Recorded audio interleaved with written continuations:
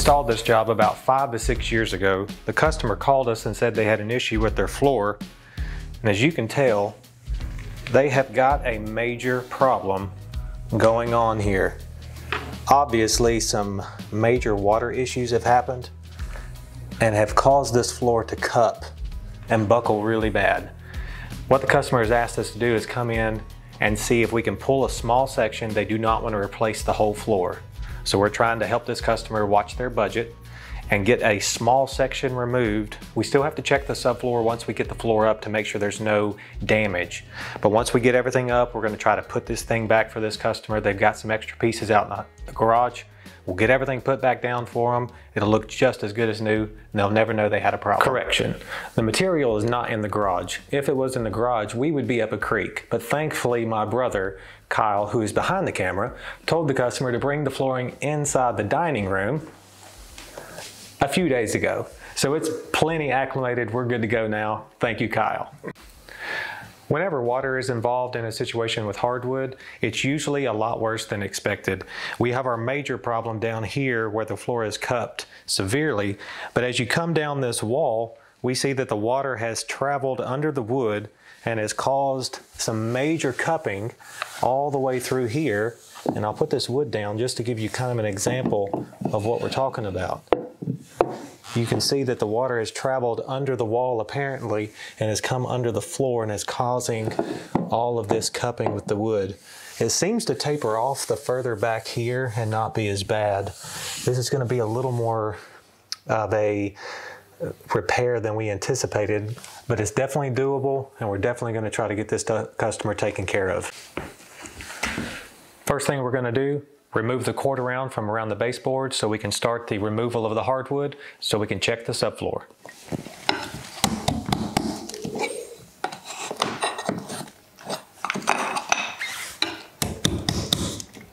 Typically, the first thing we would do is cut a section out of the tongue so we could get the hardwood up. As peaked up as this is, I'm not concerned about not damaging the floor, so we're just going to pound through this tongue and groove, pull this board so we can take a look at the subfloor. We are going to have to cut a board straight across because this board goes all the way back into here. All of this section is still good, so we're going to have to make a nice clean cut back in this area, so we'll be sure not to damage this piece. But for right now, it's just going to be pounding it through this tongue and groove to get down in here.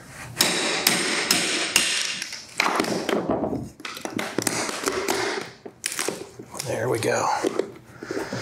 Get that loosened up. Get that to pull right out. All right, a lot of water for sure. All the nails are severely rusted. You can see all that water. This ought to be fun.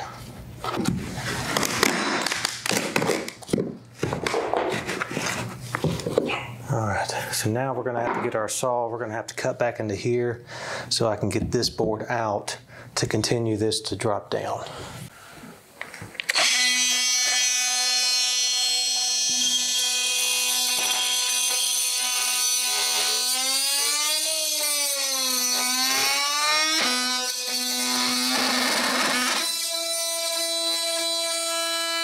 Now that we've got that cut there, we can start continuing the tear out process. So let's keep going here.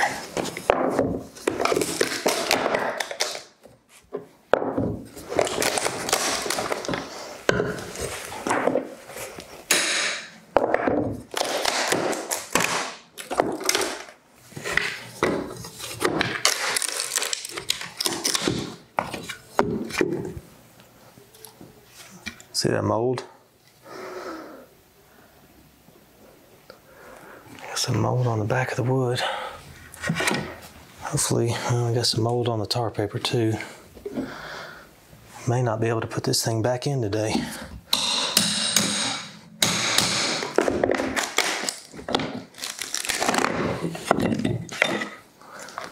Whew.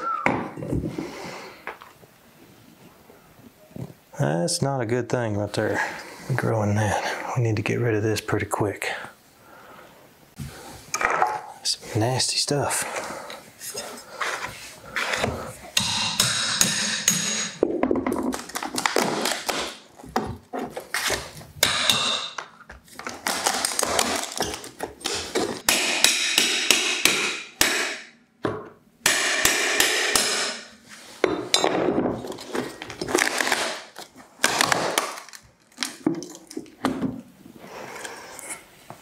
Don't look bad.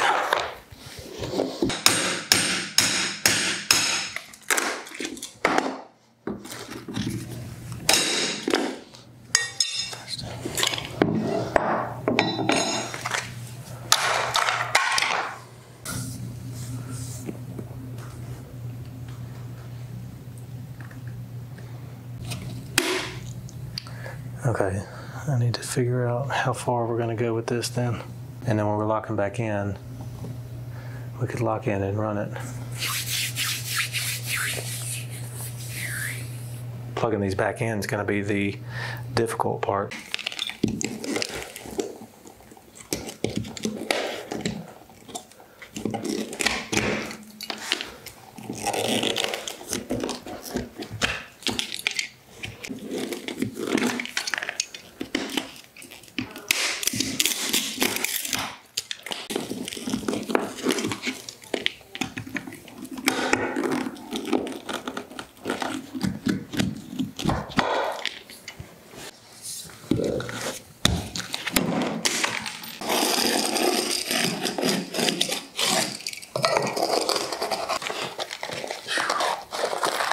Well, just like any other install, you always run into unforeseen issues. What we've got quite a bit of mold that's been growing under the floor for quite a while. And you can see all this right here. Typically I'd have gloves on, but I don't have that with me today. What we've discussed with the customer is we're gonna track this mold down and see how far it has spread. That's the main thing we need to get taken care of today. We're gonna pull this floor back, go as minimum as possible to save the customer as much floor as we can, because they will have to order new floor in, as this floor has been discontinued and they do have a limited supply. So right now we're going to pull the floor back and see how much we can find.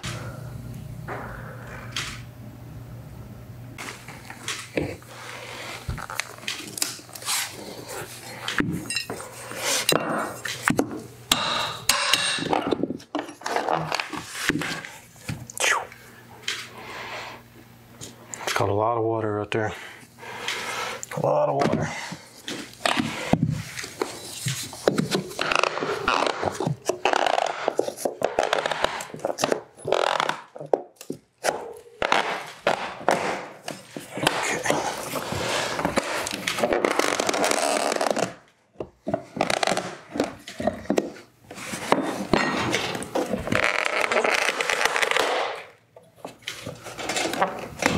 Keep it off the baseboards. There we go.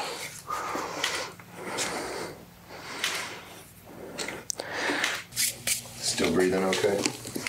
So far, so good. Thankfully, I'm not too allergic. I would highly recommend gloves and masks when you're dealing with mold, but in this case where it's time sensitive and I'm the boss, so I really don't care about my health, so I can do what I want to. But I would recommend everybody else using gloves and masks. Pretty much like the Biden administration. I'm gonna tell you exactly what you need to do, but I'm not gonna do it myself because it don't apply to me, because I can do what I want to, and you really just have to listen. And if you don't, shame on you. We found where the water stopped.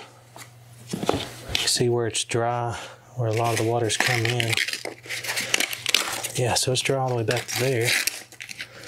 Looks like it's going right up through here. So I think we can cut this board. We can stop there and we can start stair-stepping down.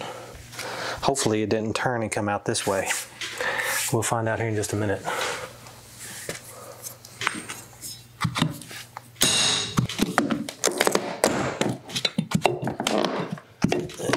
Easy as that's popping up though. Still just a little bit here. The nails are still super rusted. Got some mold there. All kinds of mold on the back of it. So we're still, hard and heavy, still coming this way. So we're gonna have to back up another board, unfortunately. I think I can cut here.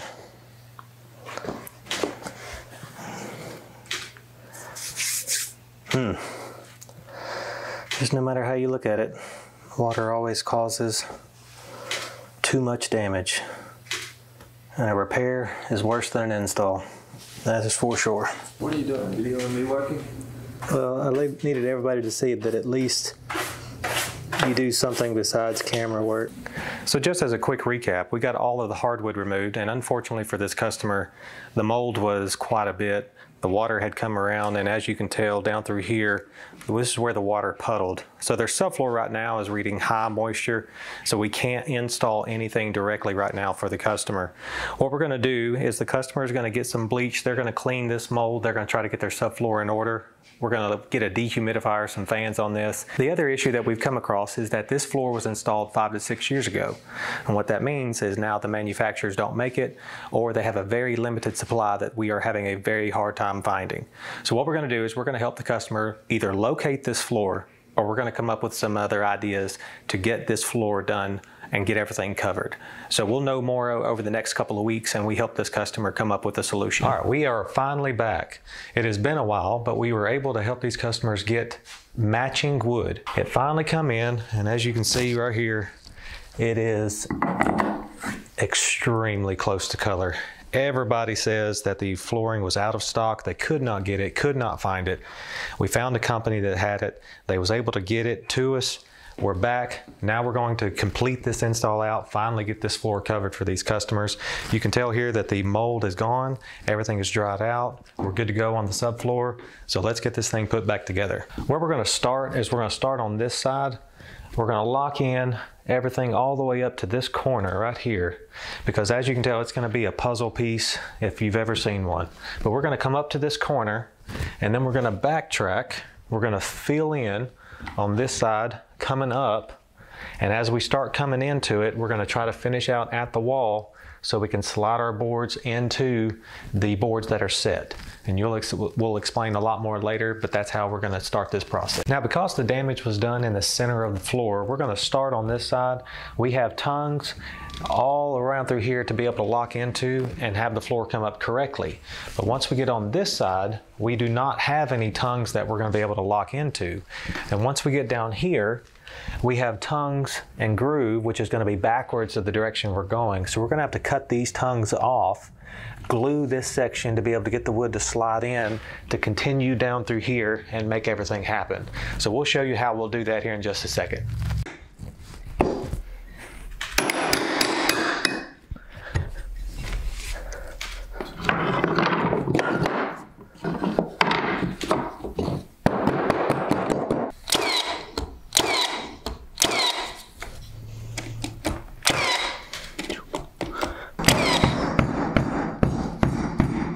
So we've got this section here complete. We've ran it all the way up to this point right here, and then we've stopped and we've started back on this side over here. So we're going to bring this floor up. The reason why we're stopping over here is because we want to bring that floor from down all the way up to this wall till we get to this last run. That way, once we get to here, if we are in and out one way or another, we can custom cut a piece and bring it up. We can adjust this, and then we have the wall to work with that'll hide any imperfections all the way down that we need. Now, a lot of you may be wondering why we are gluing the hardwood down instead of using a normal hardwood nailer with the 2-inch cleats or staples. The reason for that is this floor got very wet, completely soaked, and it still has a little bit of a spongy feel. So what we want to do is we want to reinforce everything that we are installing back. We're using 16 gauge nails to go back with it as well. So that's going to help. The glue and the nails are both going to assist and help hold the wood down permanently.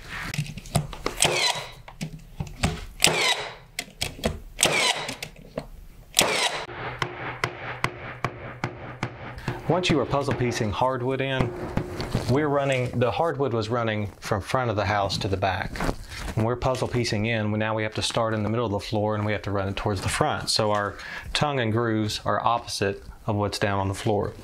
So right here, this is where we had to pull some wood out.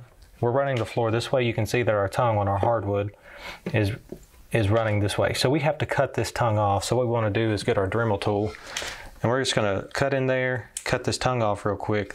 That way we can glue it and lay it down in there and continue everything running up.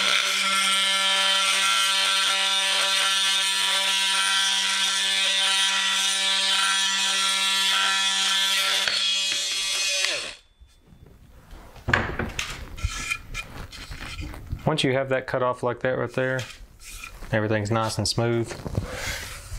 We'll go ahead and glue this up.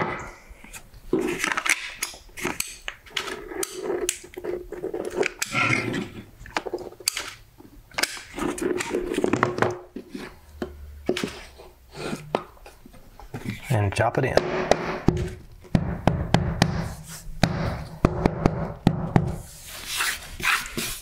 It's nice and perfect, just like it's supposed to.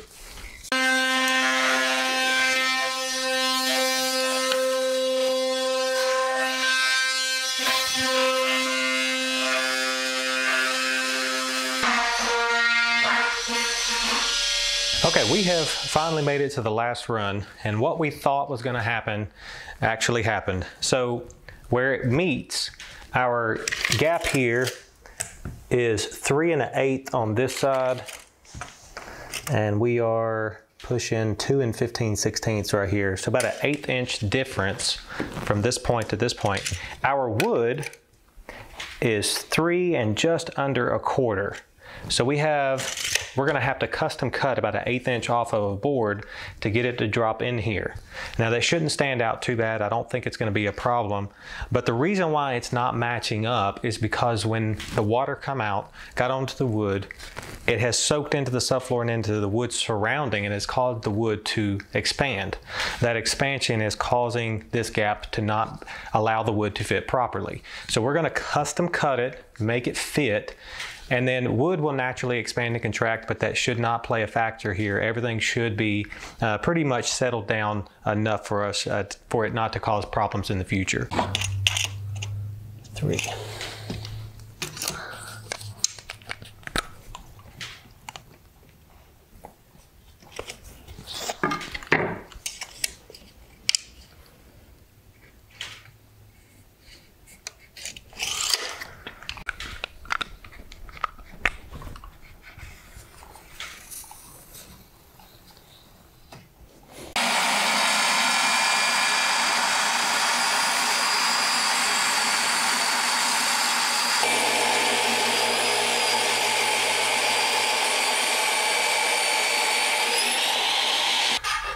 Now once we've cut this board, the reason why we are rubbing this edge is because this is a cut edge that is right there. The other side is a factory edge that we'll be going up against. So once it is set in place, we want it to look as beveled as possible. However, it will be cut, so we're going to bevel it ourselves. We're going to take this stain pen, we're going to run down it and get the edge as close to beveled look from the manufacturer as we could possibly get, and then install it.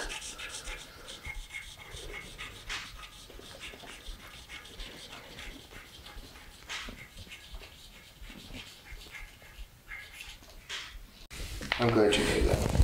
I knew that, but most... How about you show them what I taught you about the board? What Kyle taught me is that you put the board here, put your hand here, take the hammer, and just smash the mess out of it. You didn't smash it, you stupid. Gotta notch it. That'll hold it up every time. Somebody's stupid. Somebody's stupid. I'm not gonna say who it was, Kyle, but somebody's stupid.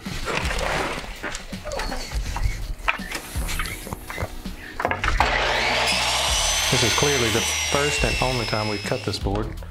So let's lay it in here and see if it fits.